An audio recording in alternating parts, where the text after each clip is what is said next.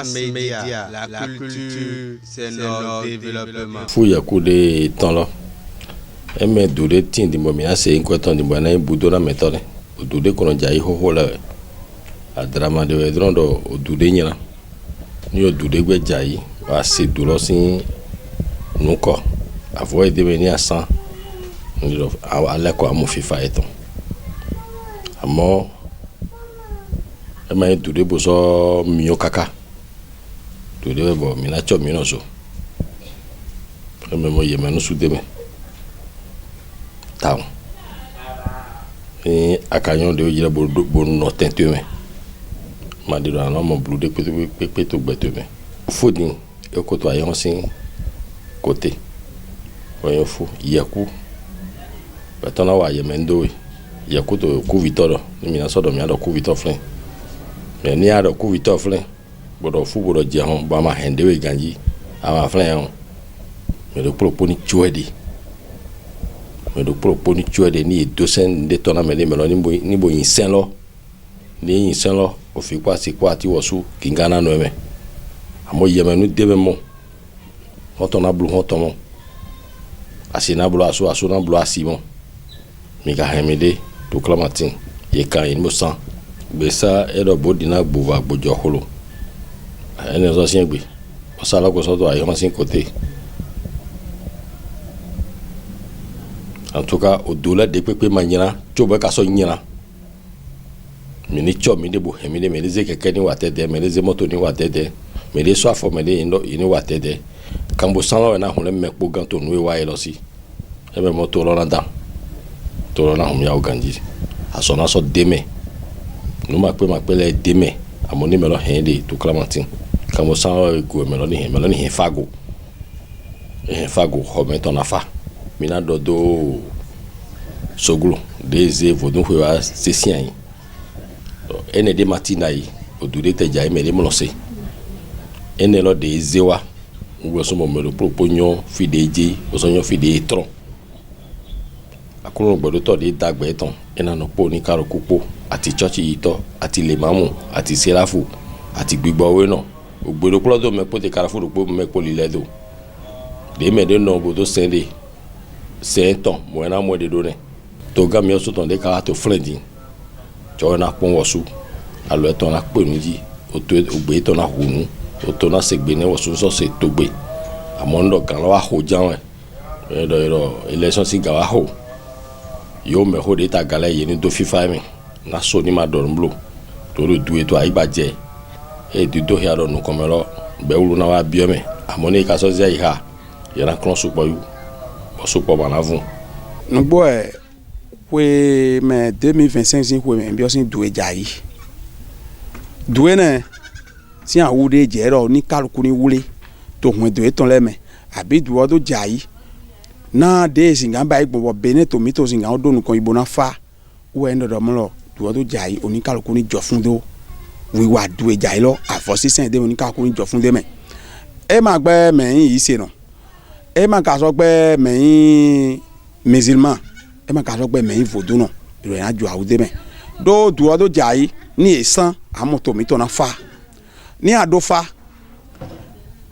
anaten pon bo la jo fun de me bo kana so asan yesu tatu eton o fi tu e po asi tu e po to aso do asan ten ko mo asan na e do dude ne de kan do bene toji hotaro plopo hen yan so gosan bo amote o sin ga mo anfani do mi do na go alo na otolo mi dona go na tolo wa ndo mo 500 lo ou en FIFA ototon na doué ja ito kwe me gigo de me nyona de me dure mo nyato 500 godo dure mo nyato kama 100 godo ni me lo sebo bayi e na mo je hon eton ou en ko doda e do mo me considérer la non kon e kana gbon FIFA eton me ni me lo sebo 100 abi doué ja e lo me lo jo fun de me bo te se pon lo po de me je won ton ko bio won de ton be wo so to FIFA eton mo na doué ja eto ko eton bio oni kaluku sun si ya nyon si ya le mamu ya amisa ito ya vodun sento ya me le poni jo fun de me bo sin gado ni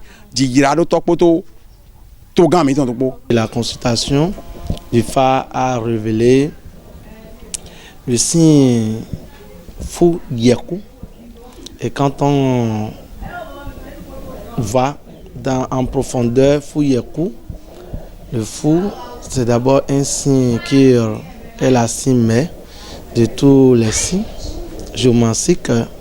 Et ce signe révèle d'abord le triomphe, la protection de nos aïeux, et l'évolution, c'est-à-dire un individu qui se prend au sérieux dans cette année trouvera tout ce qu'il veut de sa vie. Et là, il faut faire beaucoup attention parce que dans Yekou parle déjà de l'obscurité. Donc, il faut savoir manger. Le manger, surtout, il faut faire beaucoup attention. Les sorties nocturnes, il faut réglementer ces sorties-là.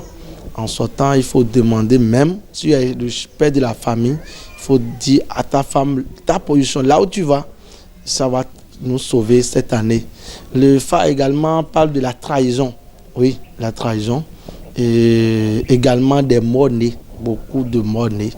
Et le Fa a tellement demandé de ne pas faire l'avortement. L'avortement va causer beaucoup de pertes en vie humaine cette année.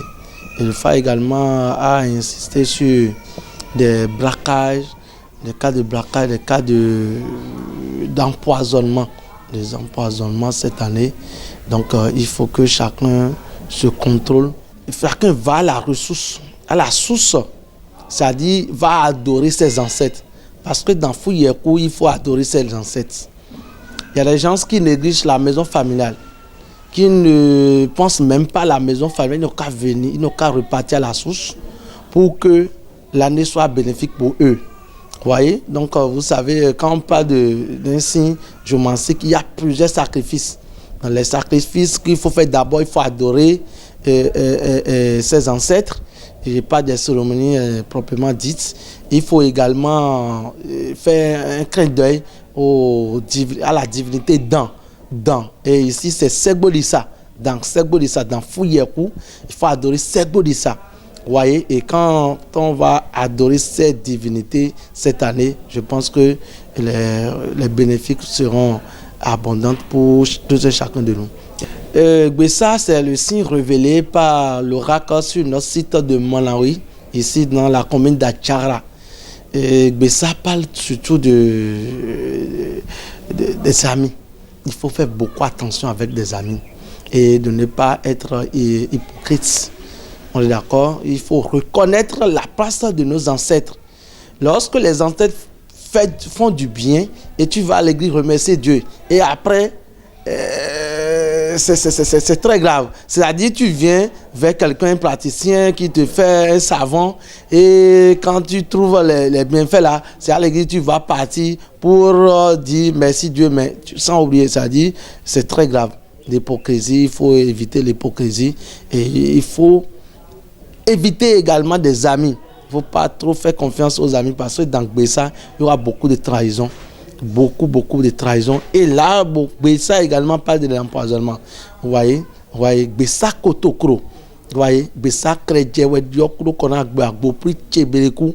Donc, il faut faire beaucoup attention. Et là, il est question de faire un rituel de coup d'or pour sauver l'année, pour se sauver, pour avoir la longévité.